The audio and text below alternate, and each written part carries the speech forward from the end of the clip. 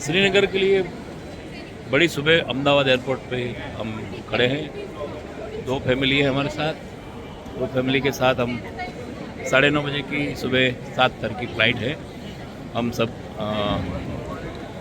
अभी थोड़ी देर में चेक इन करवाएंगे और श्रीनगर के लिए निकलेंगे।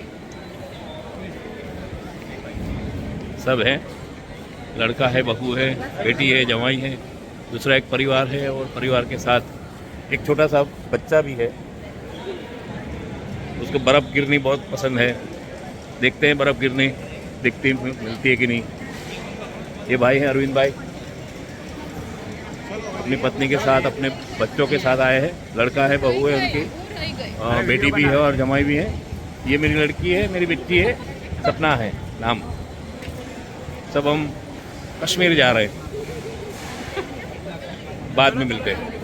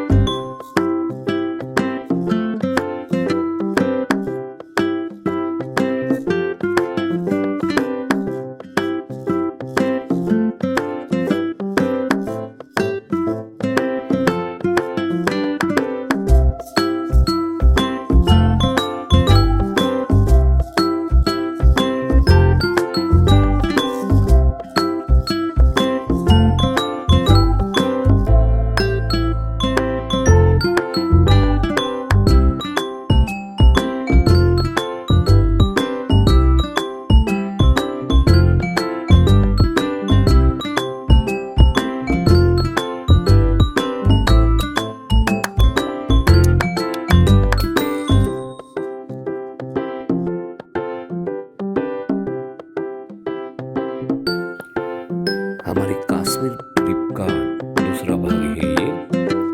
हम पहले गए, जैसे कश्मीर पहुँचे श्रीनगर से पहलगांव गए। पहलगांव दूसरे दिन हमने पहलगांव की आसपास की जगह में घुमा, बेताब वैली, आरू वैली और चंदनवारी। 2 दिन पहलगांव में गए, बाद में हम तीसरे दिन पहुँचे श्रीनगर। रास्ते में हमने एप्पल ख़रीदे, सेफ्रॉन वैली आई और सेफ्रॉन भी ख़रीदा।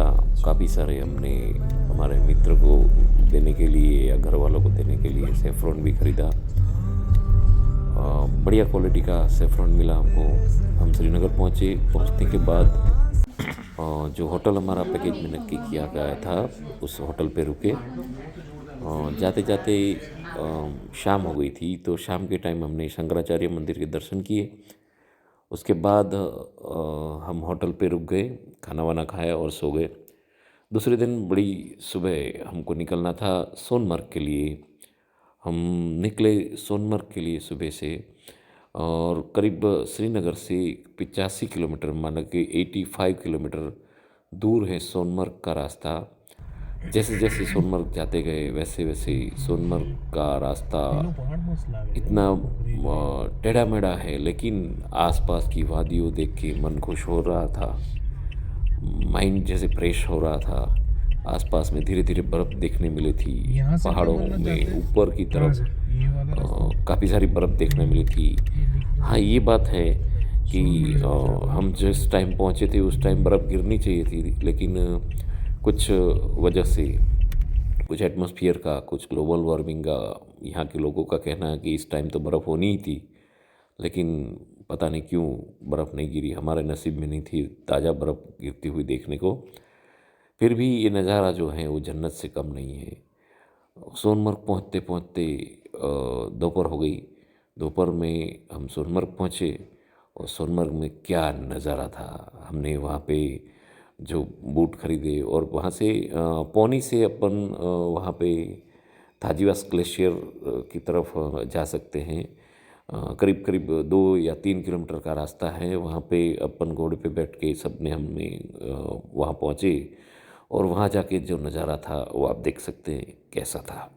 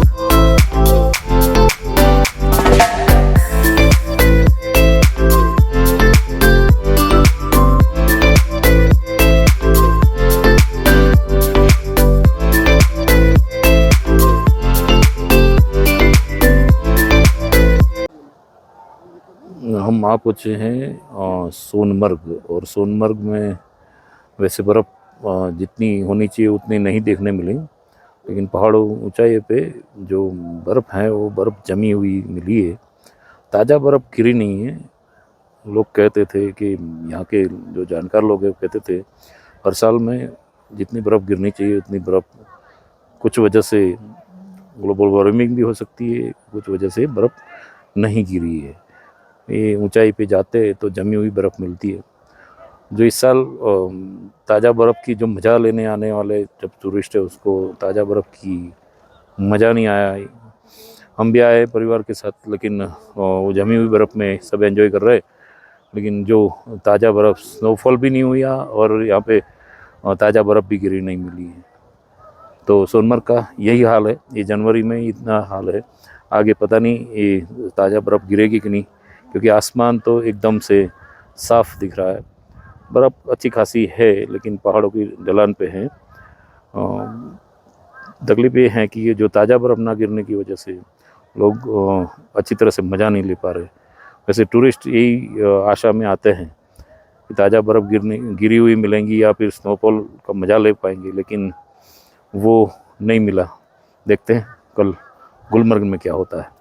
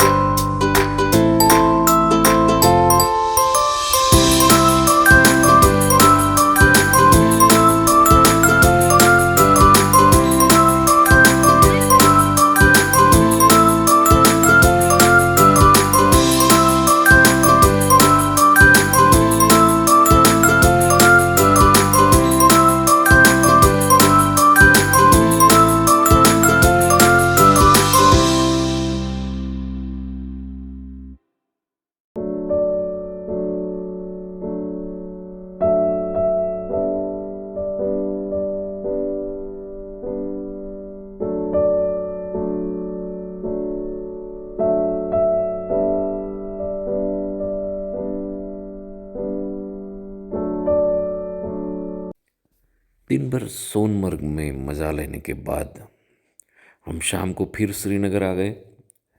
बहुत कड़ाके की ठंड थी। होटल में रुके, हीटर वगैरह चालू किया।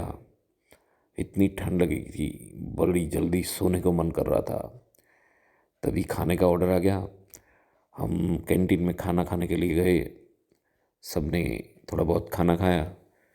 फिर हम बेड का हीटर चालू किया, रूम का हीटर चालू किया और थोड़ी बहुत ठंडी सी राहत मिली और सो गए।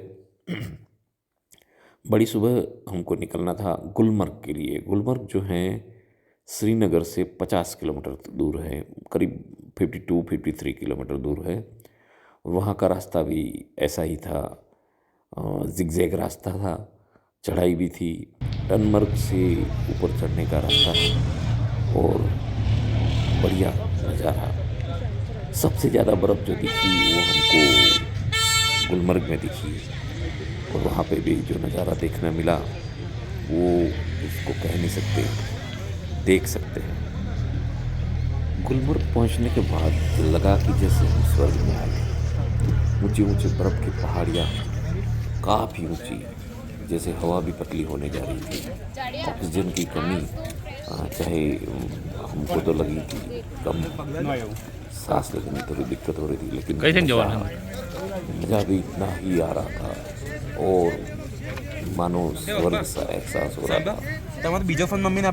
गुलमर्ग जहाँ पे मैदानी इलाका है वहाँ से हमको गोंडोला राइड्स पहले से जो प्री बुकिंग थी हमारी गोंडोला राइड से, हमको करीब करीब 10,000 फीट की हाइट पे और ऊपर जाना था। और वहाँ जाके वो जो नज़ारा था जहाँ पे बर्फ़ गिरी थी, करीब करीब आधा पौना पहाड़ हमको ऊपर गोंडोला राइड से जाना था। क्या मज़ा आया गोंडोला राइड से। वहाँ पे पहुँचे और जो बर्फ़ में मस्ती की, हमारे साथ जो बच्चे वगैरह थे यंग, जिन्होंने बहुत मस्ती की थी। हमारे ग्रुप से 4 लोग जो थे वो फेज़ 2 में गए थे, हम लोग फेज़ 1 में रुके थे। हमारे लिए एडवाइजेबल नहीं था फेज़ 2। फेज़ 2 माने बर्फ़ का ऊंचा टॉप लेवल पे जाना। वहाँ पे सही महीनों में ऑक्सीजन की कमी रहती है और इतनी कमी रहती है कि सांस फूल जाती है, सांस लेने में दिक्कत होती है। तो हमारे ग्रुप में से 4 जो यंग थे वो फेज़ 2 पे गए। वो भी जाने के बाद उनको भी सांस लेने में थोड़ी दिक्कत हो रही थी, तो तुरंत वो भी थोड़ी देर वापस आ गए और फेज़ 1 पे रुके। और फेज़ 1 पे रुकने के बाद जो मजा लिया और जो नज़ारा आप देख सकते हैं, बहुत बढ़िया, बहुत बढ़िया।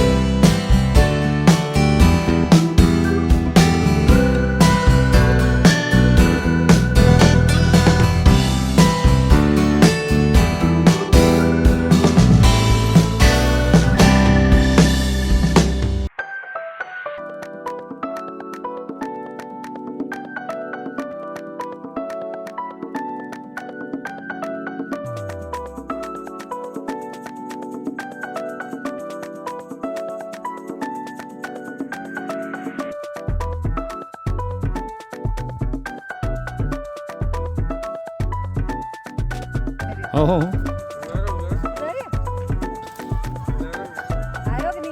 आई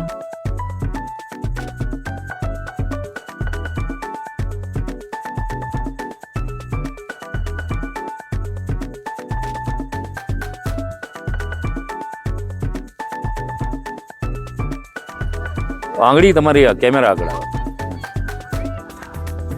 हम गुलमर्ग में आ चुके हैं। गुलमर्ग में काफ़ी सारी बर्फ़ है और करीब श्रीनगर से 50 किलोमीटर के बाद ये गुलमर्ग आता है। गुलमर्ग सही मायनों में जो फेस 1 पे हम आए हैं वहाँ पे बर्फ़ जो कितनी दिख रही है उतनी, वैसे क्या है कि ताज़ा बर्फ़ नहीं गिरी है, 20-25 दिन पहले गिरी थी बर्फ़। और सेकंड फेज़ की बात है, सेकंड फेज़ में हमारे साथ ग्रुप के 4 लोग गए, लेकिन वहाँ से ऐसा मैसेज है, सांस फूलने लगती है ऑक्सीजन की कमी की वजह से, और वहाँ पे कठिन है वहाँ पे फेज़ 2 पे जाना।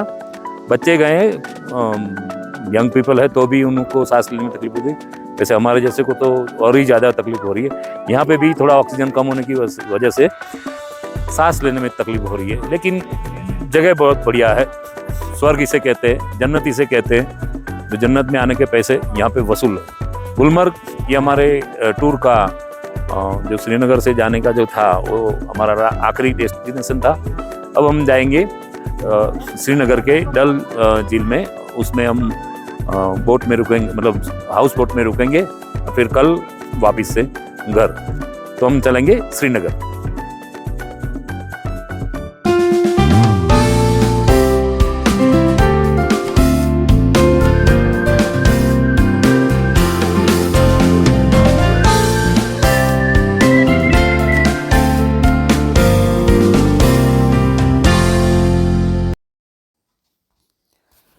हमारा अगला डेस्टिनेशन था हाउस बोट।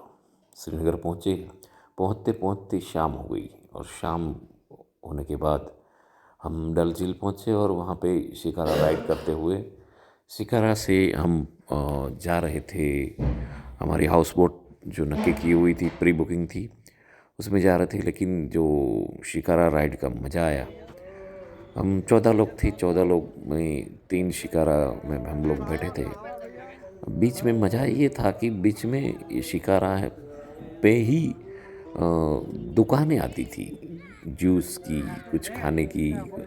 हमने वो भी मज़ा लिया, और जैसे तालाब में, बाज़ार में जैसे घूम रहे हो वैसे तालाब में हम शिकारा में घूम रहे थे। और जो मज़ा आया तालाब के अंदर, शुरू में डर था लेकिन फिर मज़ा किया, बहुत मज़ा किया। हमारे हाउस बोट तक जाते जाते हमने आसपास पानी में बाज़ार देखा। क्या नज़ारा है, क्या नज़ारा, अलौकिक लगता था।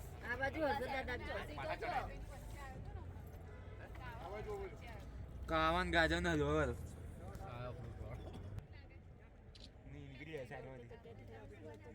हाँ क्यों पे पेलो तो रुपये ने फुट 20 वाला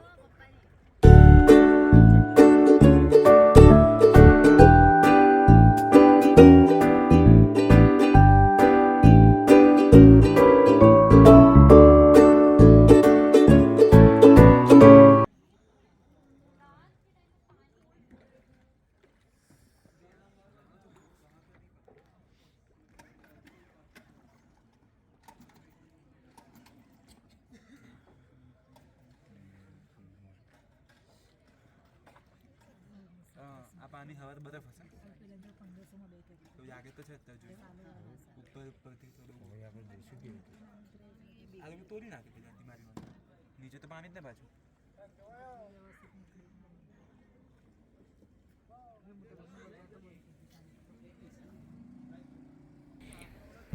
गुलमर्ग का नज़ारा देख के, उसे आँखों में भर के, एक स्पेशल मेमोरी बना के हम गुलमर्ग से नीचे उतरे, पहुँचे श्रीनगर। श्रीनगर पहुँचते पहुँचते शाम होने की थी, और शाम होते होते हम डल झील पे पहुँचे। और डल झील में इतनी बड़ी झील, बाप रे बाप, पानी पानी।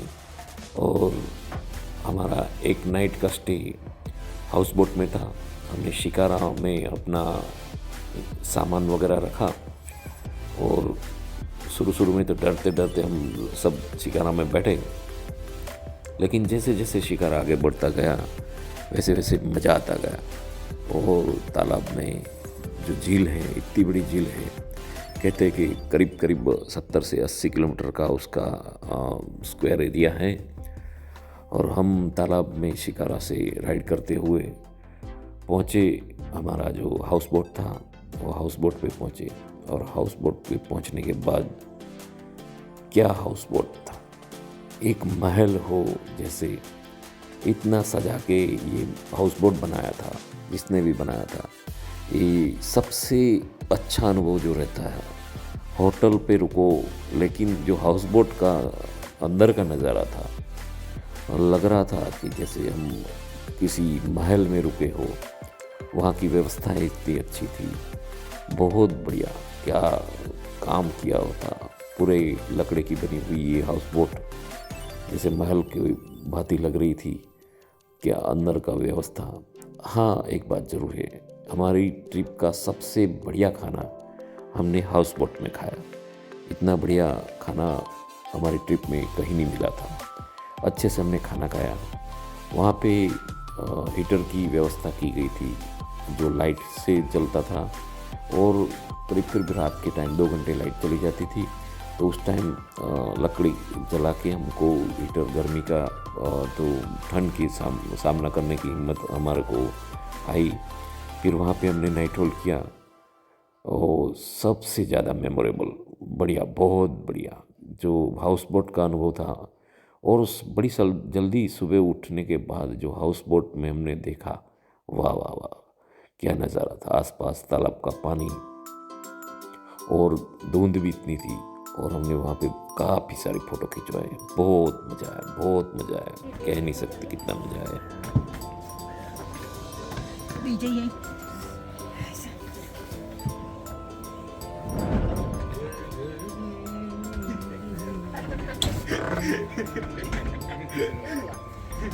तो लोग टाइमिंग आ जाते बच्चे बच्चे खोई खाते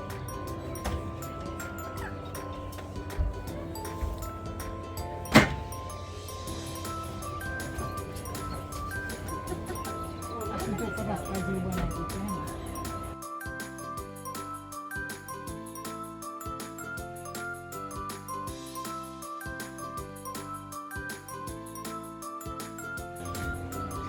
हाउस बोट में वर्ल्ड में ये पाएगा